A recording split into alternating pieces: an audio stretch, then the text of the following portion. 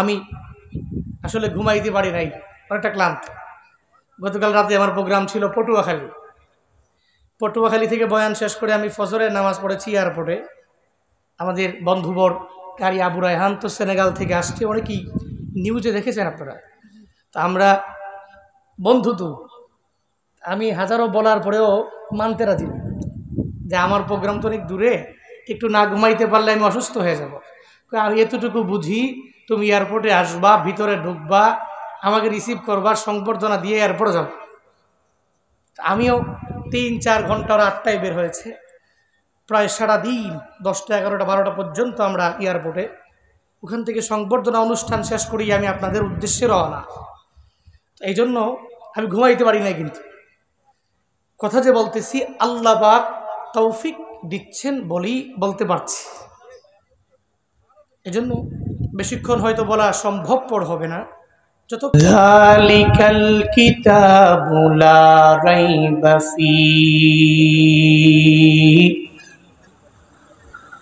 হুদাল লিল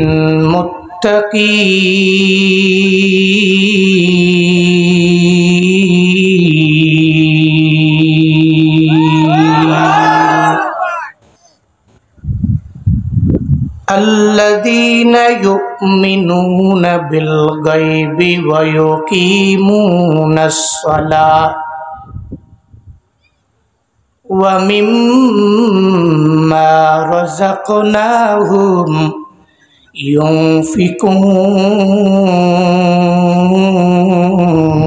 ينفقون صدق الله مولانا العظيم وصدق رسوله النبي الكريم ونحن على ذلك لمن الشاهدين والشاكرين والذاكرين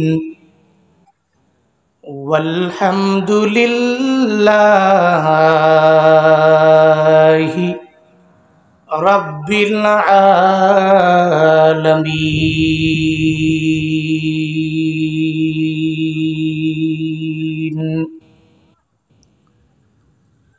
মোহাব্বতে সকলে মিলে মদিনাওয়ালা নবীর প্রেম বুকে ধারণ করে দুরুদ ইব্রাহিম পড়তে পারবো তো ইনশাআল্লাহ? সকলেই মোহাব্বতে দুরুদ ইব্রাহিম পড়ি। আল্লাহুম্মা সাল্লি আলা মুহাম্মাদিন ওয়া আলা আলি মুহাম্মাদ কামা সাল্লাইতা আলা ইব্রাহিম ওয়া আলা আলি ইব্রাহিম إنك حميد مجيد اللهم بارك على محمد وعلى آل محمد كما باركت على إبراهيم وعلى آل إبراهيم إنك حميد مجيد। সবাই একটু জিকির করি, লা ইলাহা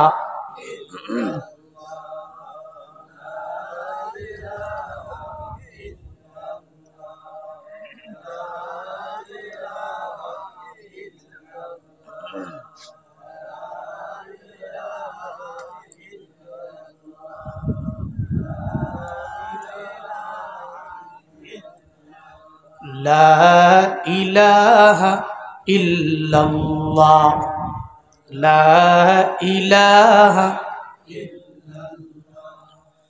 লা ইলাহা ইল্লাল্লাহ লা ইলাহা ইল্লাল্লাহ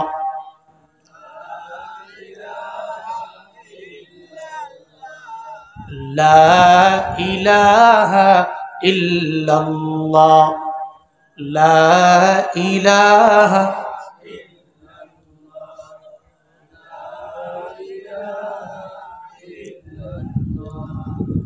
সুবহানাকা লা ইলমা লানা ইল্লা মা আল্লামতানা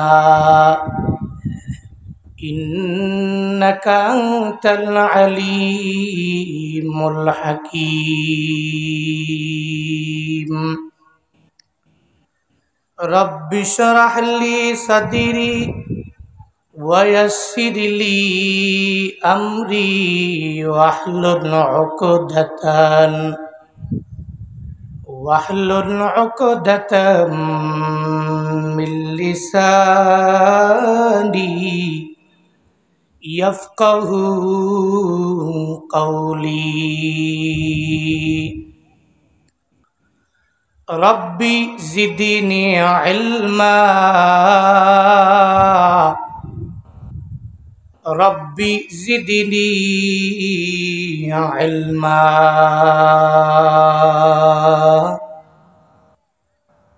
রব্বি জিদনি ইলমা রব্বি ইয়াসসির ওয়া লা তু'আসসির ওয়া তাম্মিম আলাইনা বিল খাইর।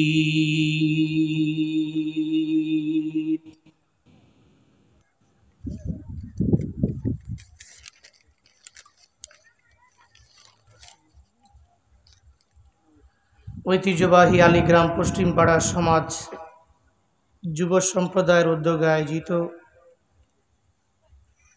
অষ্টম বার্ষিক বাৎসরিক তাফসীরুল কোরআন মাহফিলের আজ 14 এপ্রিল 2024 মুতাবাররাক এই মজলিসের সম্মানিত সভাপতি জনাব ডাক্তার আলহাজ মোহাম্মদ আব্দুল হাকিম মণ্ডল আলীগ্রাম পশ্চিমপাড়া, আজকের এই মাহফিলের সম্মানিত সহ সভাপতি 1 নং ওয়ার্ড এর সম্মানিত সাবেক সদস্য জনাব মোহাম্মদ ফরহাদ আলী সাহিব, আজকের এই মাহফিলের সম্মানিত প্রধান অতিথি জাতীয় সংসদ সদস্য বীর মুক্তিযোদ্ধা আলহাজ মোহাম্মদ শফিকুল ইসলাম শফি সাহিব, আজকের এই মাহফিলের বিশেষ অতিথিবৃন্দ, অনেক গণ্যমান্য ব্যক্তিদের নাম এখানে রয়েছে। সম্মানিত অতিথিবৃন্দের লিস্টেও অনেক গণ্যমান্য ব্যক্তিবর্গের নাম রয়েছে। আজকের এই মাহফিলে আমার পূর্বেই সুন্দর কোরআন এবং হাদিস থেকে দিক নির্দেশনামূলক বাণী আপনাদেরকে শুনিয়েছেন। গয়হাট্টা 12 আউলিয়া দাখিল মাদ্রাসার সম্মানিত মুদাররিস, উল্লাপাড়া গ্যাস লাইন জামে মসজিদের সম্মানিত খতিব হযরত মাওলানা মোহাম্মদ আব্দুল আলিম জেহাদি দামাত বরকাতুহুম, আজকের মাহফিলে কথা বলেছেন আলীগ্রাম জামে মসজিদের সম্মানিত ইমাম ও খতিব হাফিজ মাওলানা মোহাম্মদ সুলতান মাহমুদ দামাত বরকাতুহুম সহ আর অনেকেই বাদাল আসর থেকে নিয়ে বাদাল মাগরিব থেকে নিয়ে পর্যন্ত কোরআন এবং হাদিস থেকে দিক নির্দেশনামূলক বাণী আপনাদেরকে শুনিয়েছেন। আপনারাও কিছু আলোচনা শোনার লক্ষ্যে এই রাতে বিভিন্ন লাইনের ব্যস্ততা থেকে নিজেকে রক্ষা করে এই সুন্দর বেহেশতের বাগানে কিছু আলোচনা শোনার লক্ষ্যেই বসে আছেন।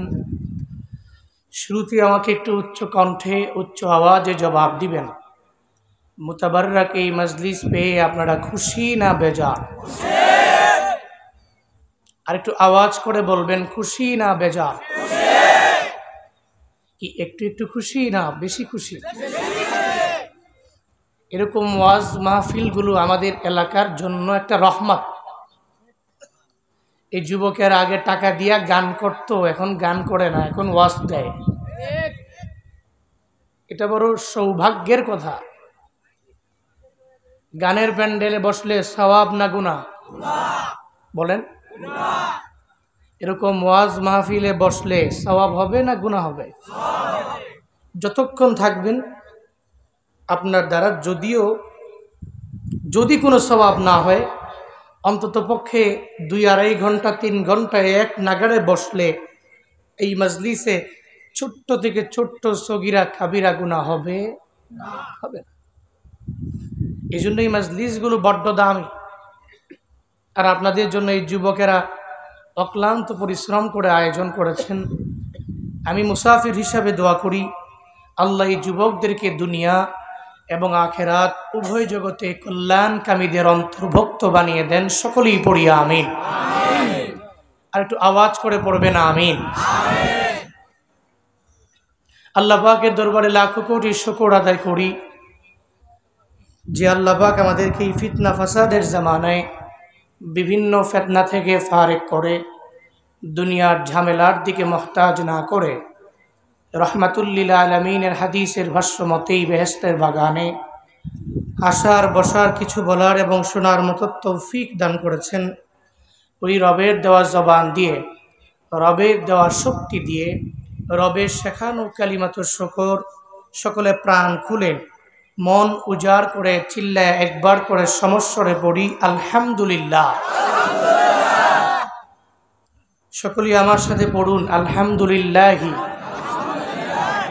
হামদান কাসীরা তাইয়িবান মুবারাকান ফি ইয়া রাব্বি লাকাল হামদু কামা ইয়ানবাগি লিজালালি ওয়াজহিকা ওয়া আযীমি সুলতানিকা লাকাল হামদু বিল কুরআন লাকাল হামদু বিল ইসলাম লাকাল হামদু বিল ঈমান। একটু আওয়াজ করে বলবেন আমরা প্রশংসা করলাম কার? আল্লাহ। আর একটু আওয়াজ করে আল্লাহ। আমাদের প্রশংসা পাওয়ার একমাত্র যোগ্য কে? আল্লাহ। সুস্থ অবস্থায় মুমিন প্রশংসা করে কার? আল্লাহ। অসুস্থ হয়ে গেলে আল্লাহ। ধনী অবস্থায় আল্লাহ। মধ্যবিত্ত অবস্থায় আল্লাহ। গরিব হালাতে আল্লাহ। যে চলতে পারে না, কোনো রকম চলে, একেবারে ডে লেবার, দিন মজুর, ওই ব্যক্তিও প্রশংসা করবে কার? আল্লাহ। মনে রাখবেন, প্রশংসা যদি করতে পারেন করার মতো, আপনি রিজিক দরকার আল্লাহ দিবে, সন্তান প্রয়োজন আল্লাহ দিবে, সন্তানকে হাফেজ বানাবেন, প্রশংসা করেন রবের, আল্লাহর উপর তাওয়াক্কুল করে আগান, আল্লাহ দিবে। আল্লাহ আপনার মনের প্রত্যেকটা বাসনা পূরণ করবে। তবে শর্ত হলো আপনি কৃতজ্ঞ হন, আপনি আল্লাহর উপর তাওয়াক্কুল করে চলেন, আপনি নাশুকরিয়া করবেন, আল্লাহর উপর ভরসা করে আপনি অগ্রগামী হন, আল্লাহ পাক অটোমেটিক আপনার মনের প্রত্যেকটা বাসনা পূরণ করে দিবে। একটু জোরে পড়বেন না সুবহানাল্লাহ। এখন বলবো একটু ধৈর্য সহকারে থাকবেন না চলে যাবেন? থাকবো তো ইনশাআল্লাহ। রমজান চলে গেছে, ঈদ উল ফিতর পেয়েছেন, ঈদ উল ফিতরও চলে গেছে। আমি মাঝে মাঝে ভাবি নেকের দিনগুলো, নেকের মাস কত দ্রুত আমাদের কাছ থেকে বিদায় নেয়। দেখছেন, আপনি একটু ভাবেন, একটু বালিশে মাথা লাগিয়ে, যে রমজান আসছে আসছে কি একটা আমেজ ছিল, রমজান কোত্থেকে কোন দিক দিয়ে আসলো, আবার কেমনি আমাদেরকে বিদায় দিয়ে চলে গেল। এই চিন্তা যদি কোনো মুমিন করে, তো রমজানে যদি কিছু আমল বাড়িয়ে দেয়, রমজানের পরে কমাবে না, ও রমজান আসার আগ পর্যন্ত ওই আমলটা রমজানের ভিতরে যেরকম, রমজানের বাহিরেও ঠিক একই রকমই করবে, চেঞ্জ করা যাবে না। রমজানে তো মুসল্লি ভরপুর ছিল, মসজিদে ফজরে মুসল্লি ভরপুর ছিল, মাগরিবে মুসল্লি ভরপুর, এশায় মুসল্লি ভরপুর, জোহর আসরে মুসল্লি ভরপুর। কিন্তু ঈদের পরে মসজিদের মধ্যে মুসল্লিদের এই সংখ্যার পরিবর্তন আসছে কি আসে নাই? আপনাদের এলাকায় হয় নাই? হ্যাঁ, এই জন্য বাবারা, রমজানে আমল করলেন, রমজানের বাহিরে গেলে কি করা লাগে না? লাগবে নি? রমজানও করা লাগবে, রমজানের বাহিরেও করা লাগবে, শাওয়ালেও আমল হবে, আবার মুহররমেও আমল হবে, যুলকআদাও আমল হবে, এরপরে আবার রমজানে গিয়েও আমল হবে, শাবানে আমল হবে। এক কথায় একজন মুমিনে কামেল পুরো বছরটাই তার আমল শুধু বাড়তি থাকবে। রমজানে বাড়াবে, রমজানের পরে গিয়া কমাবে না, অন্তত পক্ষে স্বাভাবিক লেভেলে রাখবে। এটাই প্রত্যেকটা মুমিনের পক্ষ থেকে চাহাত, এটাই প্রত্যেকটা মুমিন করবে। আল্লাহ পাক বান্দার দরবার থেকে এটাই চায়। আল্লাহ আমাদের সবাইকে রমজানে যেরকম আমল করেছি, রমজানের বাহিরেও এভাবে আমল করার তৌফিক দান করে। জোরে পড়েন, আর একটু আওয়াজ করে পড়েন। সম্মানিত হাজির, সূরাতুল বাকারা পবিত্র কালামুল্লাহ মাজিদের সবচেয়ে বড় সূরা, গাভীর সূরা। আল্লাহ পাক এই সূরাতে কত সুন্দর করে বান্দাকে দিক নির্দেশনা দিয়েছেন। এক জায়গায় কিস্সা এনেছেন, গাভীর কিস্সা, আরেক জায়গায় উপদেশ দিয়েছেন, আরেক জায়গায় হুকুম জারি করেছেন। পুরা কোরআনটাই তো এত সুন্দর, কারণ যার ব্যাপারে আল্লাহ পাক শুরুতেই জানিয়ে দিচ্ছেন যে এটা এমন এক কিতাব, যেই কিতাবে তুমি পুরা খুঁজার পরেও বিন্দুমাত্র পরিমাণ সন্দেহ এই কিতাবের মধ্যে তুমি পাবা না। অন্য কিতাবে ভুল পেতে পারো, অন্য কিতাবের লেখকেরা ইচ্ছা অথবা অনিচ্ছায় ভুল করতে পারে, কিন্তু রবের কোরআনে বিন্দুমাত্র পরিমাণ ভুল আছে বললে ঈমান থাকবে? কথা বলেন না কেন, ঈমান থাকবে? যালিকাল কিতাবু লা রাইবা ফীহি হুদাল লিল মুত্তাকিন।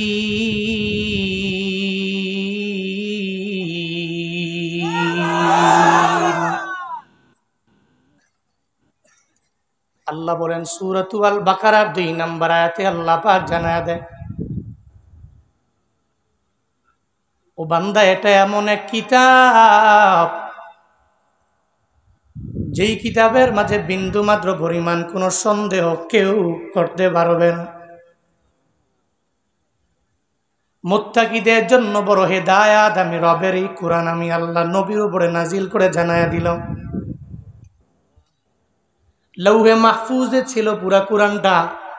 এই যে রমজানে লাইলাতুল কদর চলে গেল, লাইলাতুল কদরে আমার মাওলা পুরো কোরআনটাকে নাজিল করলেন এক রাতে। ওই রাতের নাম হলো লাইলাতুল কদর। আল্লাহ বলেন ইন্না আনজালনাহু ফি লাইলাতিল কদর, আমি আল্লাহ লাইলাতুল কদরে মানে কদরের রাতে পুরা কোরআনটারে নাজিল করলাম। কোথায় নাজিল করলো? আল্লাহ পাক লাউহে মাহফুজ থেকে প্রথম আসমানের মধ্যে নাজিল করলো। আর এই প্রথম আসমান থেকে রহমাতুল লিল আলামিনের উপরে আমার মাওলা নাজিল করলেন। স্তর বাই স্তর যখন বান্দার যা লাগবে আমার আল্লাহ পাক দিয়ে দিলেন। একটা হুকুম দেওয়া লাগবে, আল্লাহ পাক নবীর উপরে জিবরাইলের মাধ্যমে পাঠায়া দিলেন, অথবা ওহিগুলা স্বপ্ন যুগে আমার মাওলা নবীরে জানায়া দিলেন, অথবা ঘণ্টা ধ্বনির ন্যায় আমার মাওলা নবীরে জানায়া দিলেন। শুধু তাই না রে বাবা, ওই জিবরাইল নিজের সুরতে নবীর দরবারে আসতেন, আল্লাহ পাঠায়া দিলেন। পুরা কোরআনটা দীর্ঘ 23 বছর লাগিয়া রহমাতুল লিল আলামিনের উপরে নাজিল করেছেন একজন, চিল্লায়া বলো তার নাম। আল্লাহ পাক বলেন এটা এমন এক দামি কিতাব যেই কিতাবের মাঝে বিন্দুমাত্র পরিমাণ কোনো সন্দেহ তুমি ভাবা না। আবার এই কোরআনটা যদি কোনো বান্দা ধরে ধরে ধরে ধরে বাস্তব জীবনে যদি আমল করে নিতে পারে, তাহলে সে মুত্তাকি হয়ে যাবে। আর তার জন্যই তো কোরআনটা হিদায়াতের পথ দেখায়া দিবে। কোরআন দিয়া যেই বান্দা জিন্দেগি গঠন করে ও বান্দা ঢকবে না। কোরআন দেখায়া দিবে তুই এই পথে গেলে জান্নাত পেয়ে যাবা, ওই পথে গেলে তুই জাহান্নামে যাবা। কোরআন জানায়া দিচ্ছে যারা আবরার হয়ে যাবে ওরা জান্নাতি, যারা আবরার হবে না ফুজ্জার হয়ে যাবে এরা জাহান্নামী। মানে যারা নামাজ পড়বে এরা জান্নাতে যাবে, যারা নামাজ পড়বে না ওরা জান্নাতে যেতে পারবে না। যারা রোজা রাখবে এরা আমার রবের জান্নাতে যাবে। যারা রোজা রাখবে না এরা আমার মাওলার জান্নাতে যেতে পারবে না। যারা নেক আমল করে আমার মাওলার আদেশগুলো মানিয়া চলবে ওরা আমার মাওলার জান্নাতে যেতে পারবে। যারা রবের আদেশ মানবে না ওরা জাহান্নামে যাবে। এই ব্যাপারে কোরআনে বয়ান আছে না নাই? কিন্তু কপাল পুরা মুসলমান, তুমি নিজেও কোরআন পড়তে পারো না, তোমার ছেলেও পারে না, তোমার মেয়েও পারে না, তোমার পরিবারের কেউ সুন্দর করে পড়তে জানে না। আবার জানলেও 1 বছর পরে পরে একবার কোরআনটারে ধরে। রমজান চলে গেল বলে কোরআনটারে সুন্দর করে মুছিয়া আলমারির উপরে রাইখা ফেলো। 1 বছর পরে আবার কোরআনটারে আবার ধরবো, এরপরে রমজানে 1-2টা খতম আমরা দিয়া দিব। এই চিন্তা নিয়ে আমগো সমাজের মধ্যে পরিবারের লোকেরা চলে আসে না। অথচ বান্দা তুমি যদি কোরআনটাকে ধরিয়া নিজের জিন্দেগিতে আমল করে নিতে পারতা, আমার মাওলা কত পরিমাণে দামি তোমারে বানায়া দিত। এই যে আমগো কারি আবু রায়হানের সংবর্ধনা আমি আজকে তো আমার নিজের চোখের মাধ্যমে দেখলাম, তাকরিমেরটা আমার নিজের চোখের মাধ্যমে আমি দেখলাম। একটা মানুষ এত পরিমাণে সম্মান মানুষ করে, এদেরকে টাকা দিয়ে এয়ারপোর্টের মধ্যে আনা লাগে নাই, এদেরকে 1 কাপ চাও খাওয়ানো লাগে নাই, এদেরকে কিচ্ছু দেওয়া লাগে নাই। এক একটা মানুষ সারা রাত সুন্দরভাবে ঘুমায়ও নাই, কোন সময় রায়হান আসবে একটু সংবর্ধনা দেওয়া যাবে, ওই রায়হানকে সুন্দর করে সংবর্ধনা দিয়া ফুলের শুভেচ্ছা দিয়া সুন্দর করে এর বাড়ির মধ্যে নেওয়া যাবে। এই চিন্তা নিয়ে সারা রাত লাগিয়া মানুষ এখানে অপেক্ষায় দাঁড়ায় রইল। ফজরের পর থেকে একটানা 3-4 ঘন্টা আমার মতো লোক আমি দাঁড়ায় রইলাম। কেন জানোনি? কারণ এটা আমার মাওলার কোরআনের সম্মান।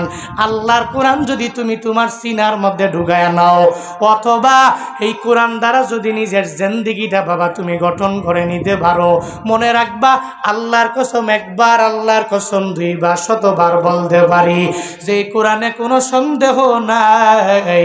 ওই কোরআন যদি কোনো বান্দা তার সিনার মধ্যে নিয়ে ঘুরতে পারে, অথবা ওই কোরআন দ্বারা নিজের জিন্দেগিটা গঠন করতে পারে, ও ঠকবে না, ঠকবে না। আমার মাওলা তারে আসমানের নিচে জমিনের উপরে সবচেয়ে দামি আর সম্মানী বানায়া দিবে, ঠিক কিনা? আমার মাওলার কোরআন তুমি পড়িও, এই কোরআন দ্বারা নিজের জিন্দেগিটা বাবা তুমি গঠন করিও। কোরআন শুধু হুজুরেরা পড়বে, কারীরা পড়বে, হাফেজেরা পড়বে, এই চিন্তা নিয়ে ঘুরলে হবে না। আপনি গ্রামীণ মানুষ, আপনারও কোরআন পড়া লাগবে কি লাগবে না? কোরআন দ্বারা নিজের জিন্দেগিটা গঠন করা লাগবে কি লাগবে না?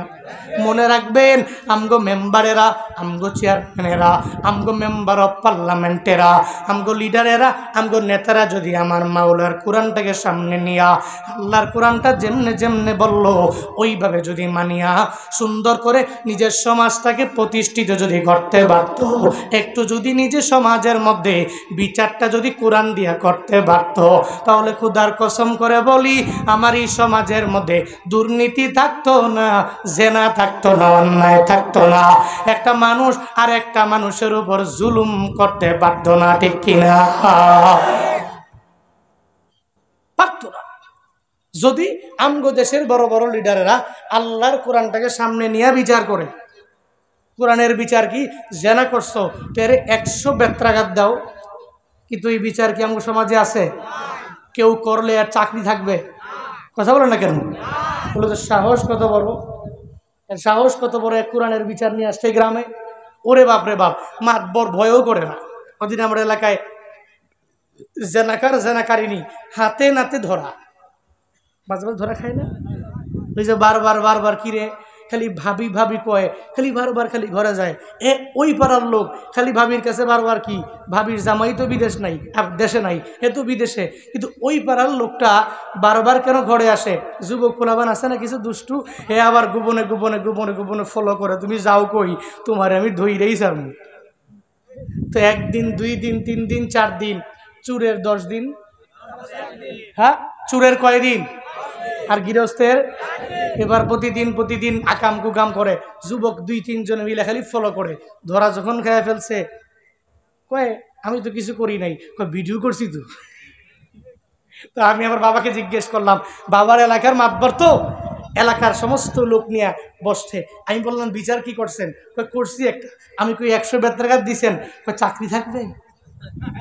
এদেশে ইসলামের বিচার নাই, কোরআনের বিচার আছে? কথা বলেন না কেন, আছে?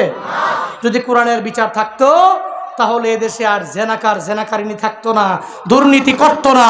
সিন্ডিকেট ব্যবসায়ীরা যখন যেতেই মন চায় ওই দ্রব্যাদির দাম বাড়িয়ে আমাদের গ্রামীণ মানুষগুলোকে কষ্ট দিত না। চিল্লা ঠিক কিনা?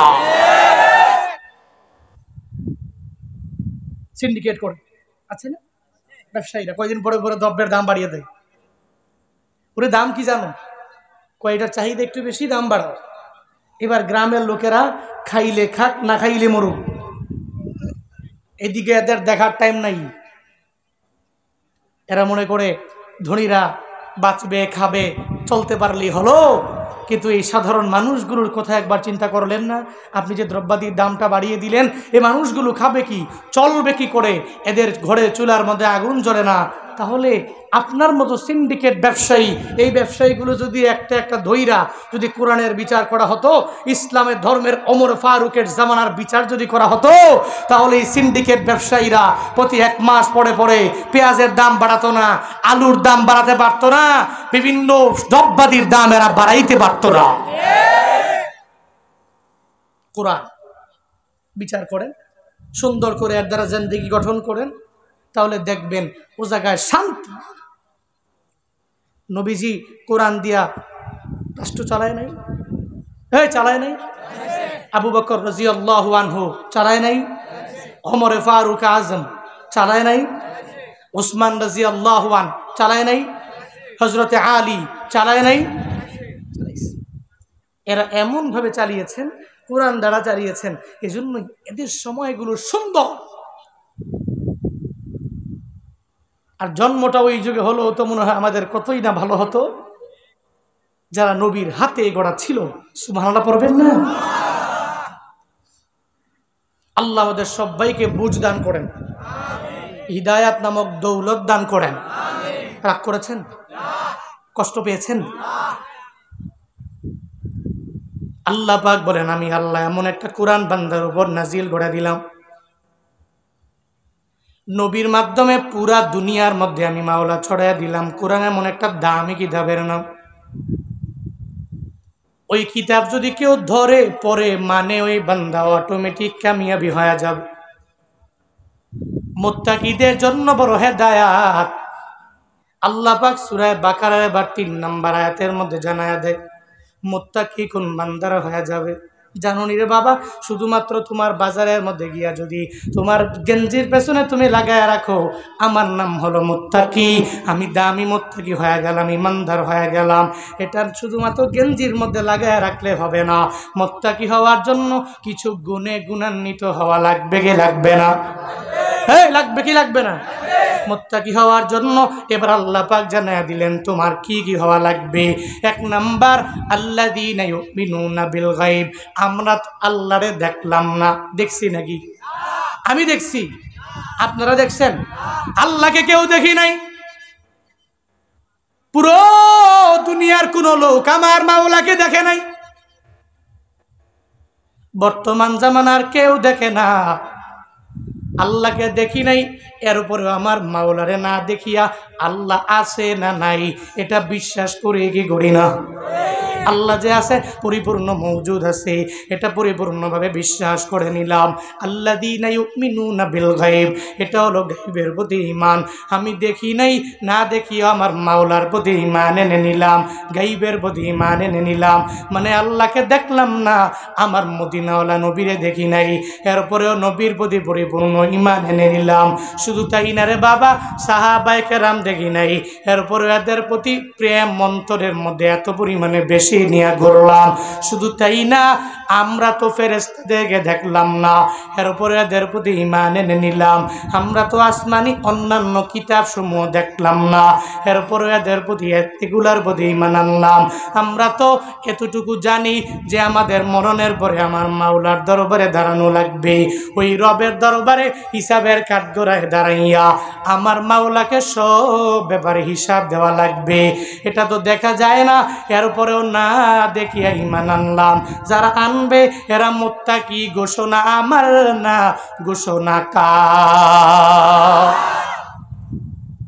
আল্লাহ পাক বলেন যারা গায়বের পদে পরিপূর্ণ ঈমান আনবে এরা মুত্তাকি হয়ে যাবে। আর এই মুত্তাকিদের জন্য আমি রবের কোরআনটা হয়ে যাবে হেদায়াত। ও বান্দারা, এবার ঈমানওয়ালা যারা, যেই বান্দা ঈমানওয়ালা, কি পরিমাণ ঈমানওয়ালা হবে আল্লাহ পাক জানায়া দিলেন। যারা মুত্তাকি হবে এরা সাহাবায়ে কেরামদের ঈমানের মতো এদের ঈমানটা হওয়া লাগবে। সাহাবায়ে কেরামের ঈমানের ব্যাপারে আল্লাহ পাক নিজেই জানায়া দিলেন, তোমরা ঈমান আনবা ওই লোকদের মতো করে তোমরা ঈমান আনো। আমিনু কামা আমানান নাস। আল্লাহ পাক বলেন, ও আমার বান্দারা ঈমান আনো। কার মতো আনবা? বলে ওই মানুষদের মতো আনবা যে মানুষগুলো ঈমান আনলো, এত পরিমাণে রবের প্রতি ঈমান আনলো, যারা ঈমান আনার পরে নিজের লুঙ্গি পর্যন্ত খুলে দেওয়া লাগলো, যারা ঈমান আনার পরে নিজের পরনের কাপড়টা খুলে দেওয়া লাগলো, যারা ঈমান আনার পরে আত্মীয় স্বজনেরা এদেরকে বয়কটের ঘোষণা দিয়ে দিল, এরপরও ঈমান ছাড়ে না, এরপরও কালেমা ছাড়ে না। আল্লাহ কয় তুই ঈমানওয়ালা হবি, ওই সাহাবায়ে কেরামের ঈমানের মতো নিজের ঈমান বানা। সাহাবায়ে কেরামের ঈমানটা কেমন ছিল আমার আগে হুজুর বয়ান করলো হযরতে বেলালের ঈমানের ব্যাপারে। হযরতে বেলালের ঈমানের ব্যাপারে এমন কেউ নাই জানে না যে এই বেলাল এত পরিমাণে দামি হয়ে গেল, এত পরিমাণে খাঁটি ঈমানদার। আজকে যদি ও ঈমানদারেরা তোমরা যদি হযরতে বেলালের মতো ঈমানদার হয়ে যাইতা, তাহলে তোমরাও তো রবের দরবারে দামি হয়ে যাইতা, তোমাদের রিজিকের অভাব হতো না, তোমরা কোনো বিপদেও পড়তা না, কোনো মুসিবতের মধ্যে পড়তা না। দেখো না হযরতে বেলাল এত পরিমাণে কালো পরেও নবী মেরাজে গেলেন, আর সে মুআল্লার মধ্যে যাওয়ার পরে তাকায়া দেখে একজনের হাঁটার আওয়াজ পাওয়া যায়। নবী জিগায়, ও জিবরাইল, এই হাঁটার আওয়াজটা কার আমারে জানায়া দাও। জিবরাইল বলে, পয়গম্বর, এই হাঁটার আওয়াজ হযরতে বেলালের হাঁটার আওয়াজ। ওই বেলাল এত পরিমাণে কালো, এরপরেও দামি। শুধু তাই না রে বাবা, এদের ঈমানের কারণে এরা এত পরিমাণে দামি হয়ে গেল। রাহমাতুল লিল আলামিনের একজন সাহাবী ছিল, বড় গরীব সাহাবী। ওই সাহাবীর নাম হলো আব্দুল উজ্জা, মানে ইসলাম ধর্ম গ্রহণ করার আগে যার নাম হলো উজ্জার বান্দা। উজ্জা হলো একটা মূর্তির নাম, ওই মূর্তির বান্দা বলে, মানে মূর্তির গোলাম বলে তার নামে নামকরণ করা হলো। ওই আব্দুল উজ্জা ছোটবেলায় যখন মা দুনিয়া থেকে বিদায় নিয়ে চলে গেল, এখন বাবা দুনিয়ায় বেঁচে আছে। দেখবেন মা মারা গেলে বাবাটা যেন কেমন কেমন জানি হয়ে যায়। আমগো এলাকা সমাজের মধ্যে বলে, ওই যার মা মারা যায় বাবা তালুই হয়ে যায়, বলে কি বলে না? আব্দুল উজ্জা ছোটবেলায় মা হারাইয়া বড় এতিম হয়ে গেল। বাবা একটা অন্য রমণী একটা বিবাহ করলো। এবার ঘরের মধ্যে নিজের আপন মা নাই, গর্ভধারিণী মা নাই। একটা সৎ মা যখন ঘরের মধ্যে চলে আসবে রে বাবা, মনে রাখবা নিজের আপন মা সৎ মা কশিনকালেও সমান হতে পারে না। আপন মায়ের আদর দুনিয়ার কেউ তোমারে দিতে পারবে না, ঠিক কিনা? দুনিয়ার তোমার খাঁটি কত বন্ধু তোমার, কিন্তু তোমার মায়ের মতো ডাক তোমারে কেউ দিবে না রে বাবা। তোমার আন্টি তোমার কত কত কাছের মানুষ, এরপরেও তোমার মায়ের মতো আদর তোমারে দিতে পারবে না। ওই মায়ের মতো ডাক সুন্দর করে তোমারে দিতে পারবে না। মনে রাখবা ওই মা এত বড় দামি জিনিস। আব্দুল উজ্জা হারায়া ফেললো। বাবা ঘরের মধ্যে একটা সৎমা যখন নিয়ে আসলো, আব্দুল উজ্জা ওই ঘরের মধ্যে বড় হতে লাগলো। একটা পর্যায়ে যখন বাবাও দুনিয়া থেকে বিদায় নিয়ে চলে গেল, এখন ঘরের মধ্যে মা নাই, ঘরের মধ্যে বাবাও নাই, পরিবারের মধ্যে এমন নেকা হয়ে গেল। ওদিকে সৎমা নিজে তো কামাই রোজগার করে খাওয়াতে পারবে না। সৎমা বলে, আব্দুল উজ্জা রে, আমার ঘরের মধ্যে আমি তোরে রাখবো না, আমি তোরে নিয়ে তোর চাচার কাছে হ্যান্ড ওভার করে দিব। আব্দুল উজ্জাকে লইয়া যখন চাচার ঘরের মধ্যে নিয়ে যায় আর বলে, ও আব্দুল উজ্জা চাচা, আব্দুল উজ্জার মা নাই, বাবা নাই, দুনিয়ায় কেউ নাই, তার লালন পালনের দায়িত্ব আপনার হাতের মধ্যে অর্পণ করে দিলাম। আজকে থেকে আব্দুল উজ্জারে আপনি দেখাশোনা করে রাখবেন। চলার পথে কেমনে কেমনে সে চলবে এই ব্যাপারে আপনি চিন্তা ভাবনা করবেন। যা খাটাখাটনি করানোর তারে দিয়া করাবেন, আপনার চাকর সে নিজেই হয়ে যাবে। যখন আব্দুল উজ্জারে দিয়ে আসলো, আব্দুল উজ্জার মা নাই, যেখানেই যায় মায়ের কথা মনে পড়ে যায়, যেখানেই যায় বাবার কথা অটোমেটিক মনে পড়ে যায়। একটা দিন হঠাৎ করে কে যেন আব্দুল উজ্জার কানের মধ্যে সব শোনায়া দিল, আব্দুল উজ্জারে ওই মদিনার মধ্যে, মক্কা মদিনার মধ্যে একজন নবী আছে, ওই মদিনার নবী নাকি কালিমার দাওয়াতটা দিয়া দেয়, ওনার মতো নাকি ভালো মানুষ এই দুনিয়াতে আর কেউ হতে পারে না, ওনার মতো রহমতের নবী এই দুনিয়াতে আর কেউ হতে পারে না, ওনার মতো ভালো চরিত্রের অধিকারী এই দুনিয়াতে আর কেউ হতে পারে না। আব্দুল উজ্জার দরবারে আমার নবীর ব্যাপারে যখন একজনে আইসা বয়ান করে দিল, আব্দুল উজ্জার কান বরাবর যখন পৌঁছে গেল, আব্দুল উজ্জা একদিন চাচার সাথে যখন খাবারের প্লেটের মধ্যে বসে, খাবারের প্লেটে বসার পর একটু পরে চাচা নিজে খাইতে লাগলো, আব্দুল উজ্জা খায় না, চাচা 2-3 লোকমা দিল, এরপরে কয় ভাতিজা রে তুমি কেন খাও না, কি তোমার হয়ে গেল? ভাতিজা কথা বলে না, একবার 2বার 3বার বলার পরে, বারবার বলার পরে কথা বলে না। চাচা বলে ভাতিজা রে তুই প্রতিদিন খাও, আজকে এমন কি দূর হয়ে গেল, তুই প্লেটের মধ্যে বসলা ঠিকই, কিন্তু সুন্দর করে খাবার কেন তুই খাও না? সঙ্গে সঙ্গে আব্দুল উজ্জা ডেকে বলে, ও চাচা আমাকে একটা কথা জবাব তুমি দাও, ওই মদিনায় নাকি একজন পয়গাম্বর আছে, যে পয়গাম্বর নাকি এত পরিমাণে দামি, ওই পয়গাম্বরের ব্যাপারে ও চাচা তুমি কি জানো? যে পয়গম্বরকে আমার আল্লাহ পাক এত পরিমাণে দামি বানায় দিল, ওই পয়গম্বরের ব্যাপারে বিন্দুমাত্র পরিমাণ তোমার ধারণা আছে নাকি? চাচা সঙ্গে সঙ্গে জানায় দেয়, ভাতিজারে আমি তো এই পয়গম্বরের ব্যাপারে জানি, উনি আমানতদার, ওনার মতো ভালো মানুষ এই পৃথিবীতে কেউ হতে পারে না। ও বান্দারা, ও উল্লাপাড়ার মুসলমানেরা, চাচা যে বলেছে ওনার মতো ভালো মানুষ এই পৃথিবীতে হতে পারে না, তোমরাও তো বলো আমার মদিনাওয়ালা নবীর মতো আখলাকওয়ালা নবী, আমার নবীর মতো এত সুন্দর চরিত্রের অধিকারী একজন নবী এই পৃথিবীতে আর একজন হতে পারে নাকি? পারে? ওই নবীর মতো কেউ হতে পারবে? নবী এত দামি, সমস্ত নবীদের নবী উনি, সমস্ত রসুলদের রসুলকে, কথা বলে না কেন? কার নবী? আমাদের নবী, সমস্ত নবীদের নবী, সমস্ত রসুলদের রসুল। ওই যে মেরাজে নবী রওনা, জিব্রাইল মিকাইল বোরাক নিয়ে আসতে ওঠেন, বোরাকের মধ্যে চড়েন, যাবো কই রে? কই বহু দূরের যাত্রা, রওনা, যাইতে যাইতে অনেক কিছু পথিমধ্যে দেখলো, ওদিকে যাওয়া উদ্দেশ্য না, বুঝানো মাকসাদ, এট লাস্ট দুনিয়ার জমিনের লাস্ট সফর, সুবহানাল্লাযী আসরা বিআবদিহি লাইলাম মিনাল মসজিদিল হারাম ইলাল মসজিদিল আকসা আল্লাযী বারাকনা হাওলাহু লিনুরিয়াহু মিন আয়াতিনা। এই যে দামি সূরা বনী ইসরাঈলের এক দামি আয়াত, পবিত্রই রব যিনি তার বান্দাকে ভ্রমণ করিয়েছেন, মক্কা মুকাররমা থেকে মসজিদে আকসা ফিলিস্তিনের মসজিদ পর্যন্ত ভ্রমণ করিয়েছেন। এই যে আল্লাহ পাক কুরআনের আয়াত নাযিল করলেন, জিব্রাইল মিকাইলের মাধ্যমে নবীকে নিয়ে গেলেন ফিলিস্তিনের জেরুজালেমের আকসা মসজিদে। যাওয়ার পরে নবী তাকায় দেখে এখানে অনেকগুলো লোক নামাজ পড়ে। নবী কয় মানহুম, তারাকে, এদের পরিচয় কি? জিব্রাইল বলল, নবী হে, এরা দুনিয়ার সাধারণ কোনো লোক নয়, এরা আপনার পূর্বে গত হওয়া সমস্ত পয়গাম্বর, আপনার সম্মানে আল্লাহ পাক এদেরকে এই জায়গায় একত্রিত করেছে। আর একটু আওয়াজ করে, আর একটু জোরে পড়বেন না সুবহানাল্লাহ?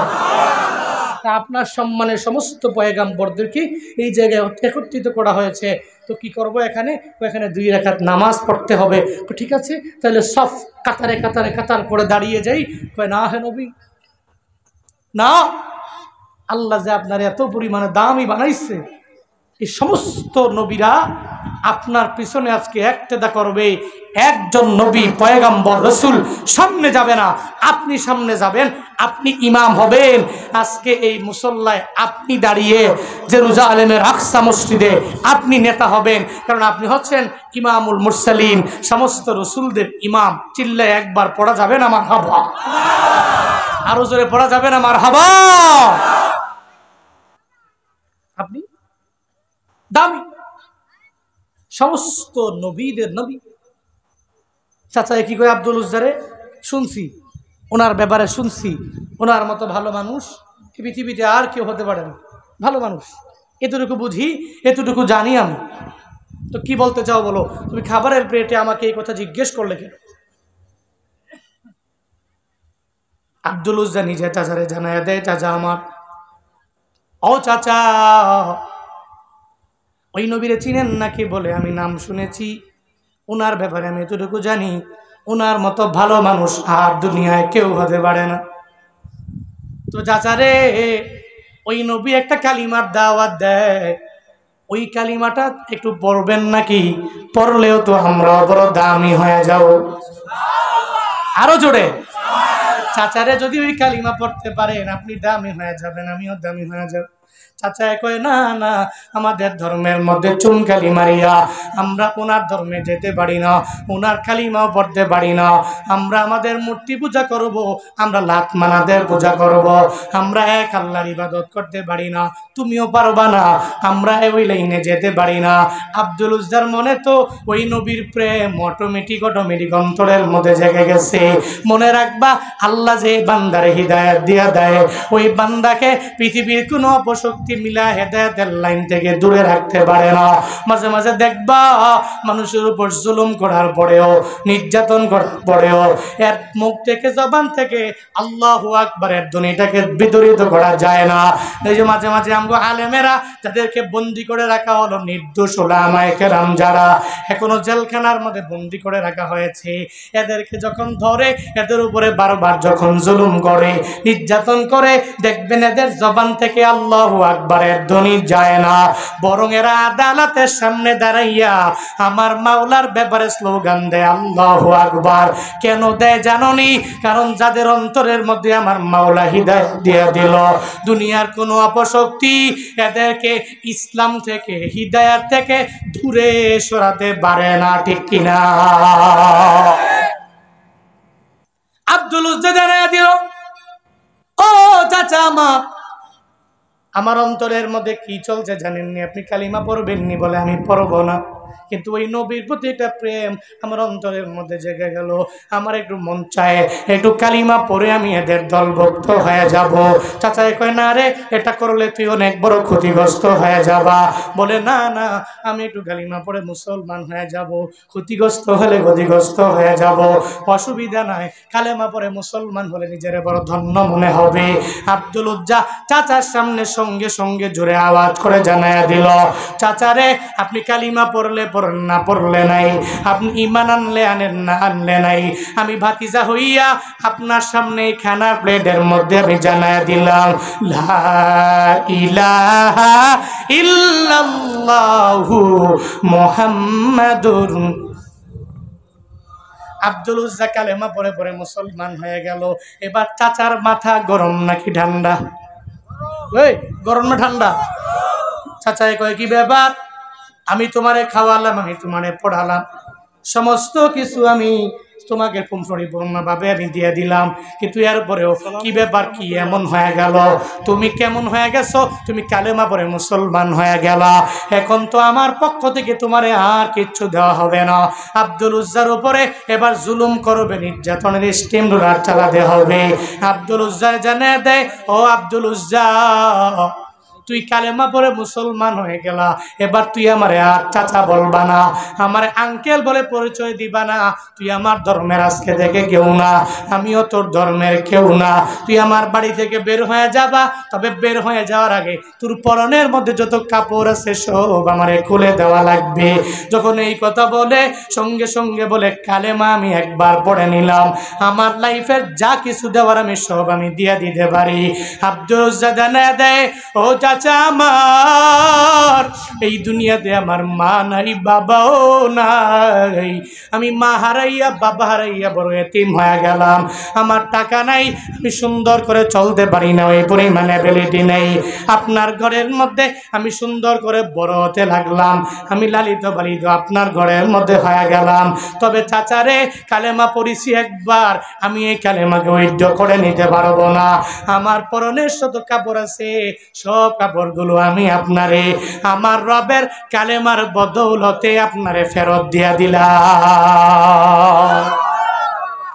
নিজের পরনের কাপড়টা যখন নিজের চাচারে গইলা দিয়ে দিল, এবার চাচা আব্দুল উজ্জারে কয়, আব্দুল উজ্জারে পরনের কাপড় শুধু দিলে হবে না, পরনের কাপড় দিলে হবে না, তোমার যে পরনে আছে এটা লুঙ্গি আছে, এই লুঙ্গিটাও তো আমি চাচার কেনা, এই লুঙ্গিটা তুমি আমার দাও, এই লুঙ্গিটা আমি তোমার দরবার থেকে নিয়ে চলে যাব, এই লুঙ্গিটাও নিয়ে যাব।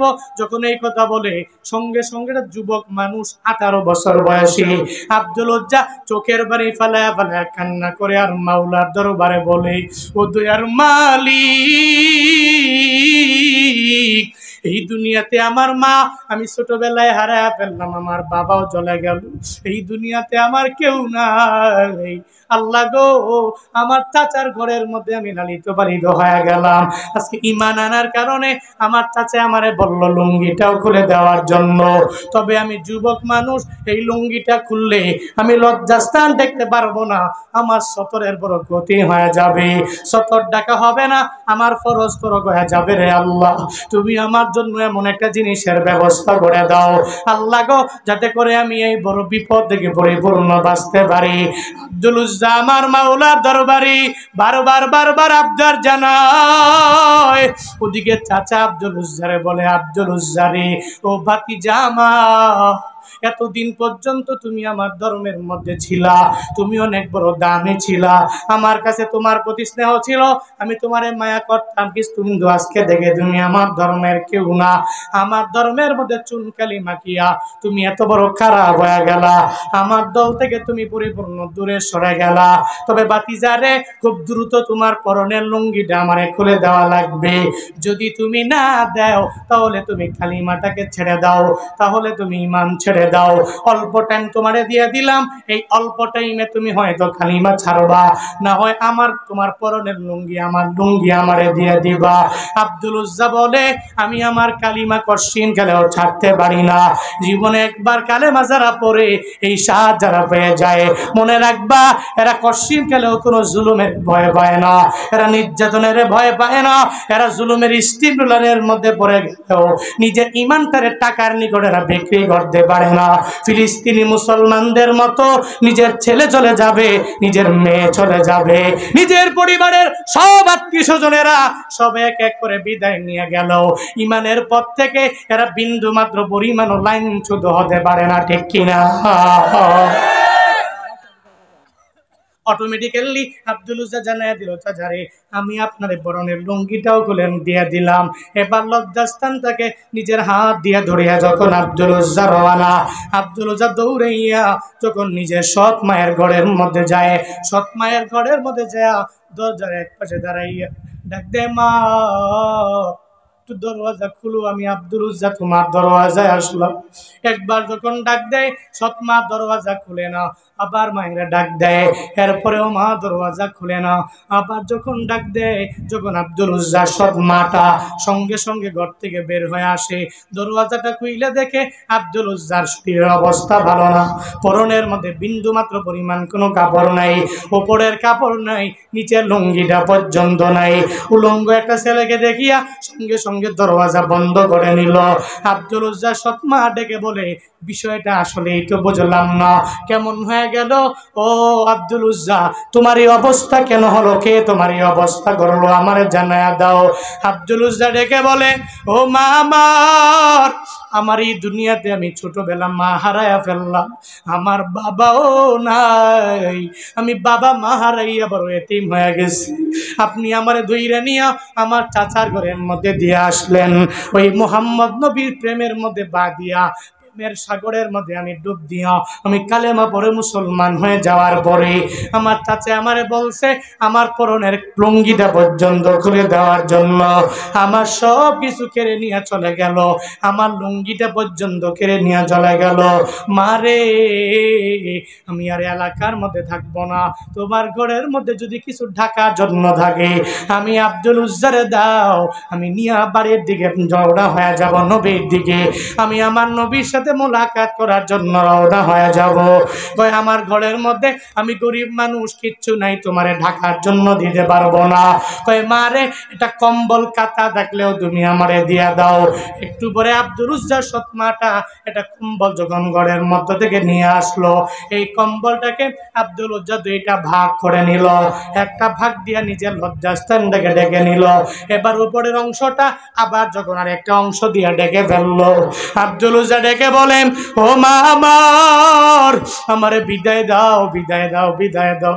দুনিয়াতে হয়তো দেখা হবে না, তবে মনে রাখবা যদি কালেমা পড়ে মুসলমান হয়ে যেতে পারো, হাসরের ময়দানে আমার রবের জান্নাতে আমাদের মুলাকাত হয়ে যাবে। আর যদি কালেমা না পড়ে তুমি যদি খবরে যাও, তাহলে তোমার সাথে দেখা হবে না, তুমি জাহান্নামে যাবা। আমরা ঈমানওয়ালাদেরকে আমার মাওলা জান্নাত দিয়ে দিবে। মায়ের কাছ থেকে বিদায় লইয়া কম্বলটা নিয়ে যখন রওনা করলো, আব্দুল উজ্জা দৌড়াইয়া পাগল বেশে আউলাকে সে পাগল ভাবে দৌড়াইয়া মসজিদে নববীতে মদিনাওয়ালা নবীর দরবারে চলে যায়। রহমাতুল্লিল আলামিন সাহাবায়ে কেরাম নিয়ে যখন নবী বয়ান করে, এক এক করে নবী বয়ান করতে লাগলো। একটু পরে যখন একটু দরওয়াজা দিয়া উকি মারে আব্দুল উজ্জা, নবী তাকায়া দেখে রে এটা যুবক মানুষ, কম্বল গায়ের মধ্যে লাগানো, আবার চুলগুলো কেমন কেমন জানি দেখা যায়, একটা পাগলের মতো দৌড়াইয়া আসছে। নবী সঙ্গে সঙ্গে যুবকটারে ডেকিয়া বলে, সাহাবীরা রে, এই যুবক মনে হয় আমার সাথে মোলাকাত করার জন্য চায়, তুমি যাও যাও, এই যুবকের আমি নবীর সামনে এনে দাঁড় করায় দাও। দেরি করা যাবে না। এই যুবকের দৌড়াইয়া ডেকে আনবা। সে কোথা থেকে আসলো, এই দরওয়াজা দিয়া কেন কি মারলো, আবার তার চেহারার মধ্যে কেমন যেন চেহারাটা হয়ে গেল, আবার তার চুলগুলো কেমন জানি উস্কো খুস্কো হয়ে গেল। একটু দৌড়ায় যাও আর এই যুবকের দইরা নিয়ে আসবা। এই যুবকের আমি নবীর সামনে দাঁড় করে দিবা। সাহাবী গেলেন আব্দুল উজ্জাকে ধইরা নবীর সামনে যখন দাঁড় করে দিল, নবী বলে, কি তোমার পরিচয়, কোথায় তোমার বাড়ি, তোমার পরিচয় আমি জানতে চাই, তুমি জানায়া দাও। ওই সঙ্গে সঙ্গে যুবক মানুষ আব্দুল উজ্জা জানায়া দেয়, নবী আমার, আমি এত পরিমাণে এক এতিম যুবক, এই দুনিয়াতে আমার মা নাই, আমার বাবা নাই, আমার পরিবারের মধ্যে আমার কেউ নাই গো নবী। আমি কত কষ্ট করে করে স্ট্রাগল করে করে আমি বড় হলাম, যুদ্ধ করে করে আমি বড় হলাম গো নবী। কিন্তু আপনার কালেমা পড়ে মুসলমান হয়ে যাওয়ার পরে আমার চাচার ঘরের মধ্যে আমি লালিত পালিত হইতাম। আমার চাচার ঘরে লালিত পালিত হওয়ার সময় চাচা যখন শুনলো আমি কালেমা পড়লাম, আমার চাচা আমার সব কিছু নিয়ে নিয়ে চলে গেল।